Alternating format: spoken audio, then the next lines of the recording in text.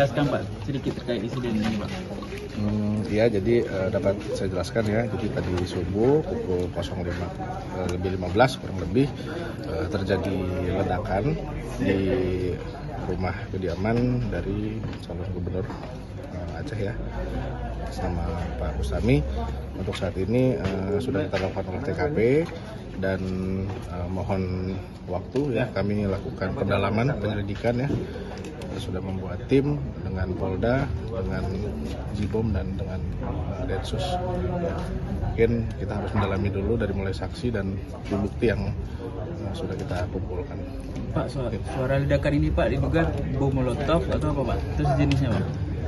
Saya belum bisa memastikan ya, karena nanti perlu ada lapor juga dan juga perlu keterangan lebih jelas lah ya, informasi lebih jelas lanjutnya. Tapi bisa kita pastikan ini memang diduga dilempari bom Pak? Dilempar, ada pelaku yang melempar lah, diduga ada pelaku yang melempar. Kalau barang bukti yang kita temukan di lokasi Pak saat olah TKP? Saat olah TKP mungkin sementara tadi barang bukti ada pen dari jenis granat, tapi saya belum mengidentifikasi lebih jauh ya. Tadi sudah dilakukan oleh tim Jibom Polda Aceh dan Densus ya. Mungkin selanjutnya mungkin harus perlu lagi pendalaman ke lapor gitu aja. Berarti masih diduga dilempari oleh OTK Pak ya? OTK. Pak, ada kaitan dengan pilkada? Belum tahu.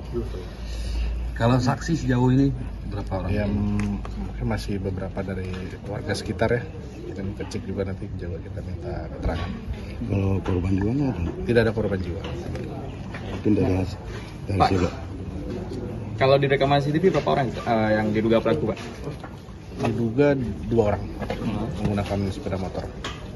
Wajahnya terlihat jelas? Tidak terlihat. Itu Wajahnya mereka jelas dari arah mana Pak? Belum terlihat. Dari arah sini ya, ke arah sana. Sisi kanan rumah betul. Tidak terlihatnya memakai topeng atau bagaimana Pak? Memang karena memang masih subuh dan agak gelap ya, dan mungkin diduga menggunakan sweater yang ada hoodie-nya itu. Pakai helm Pak?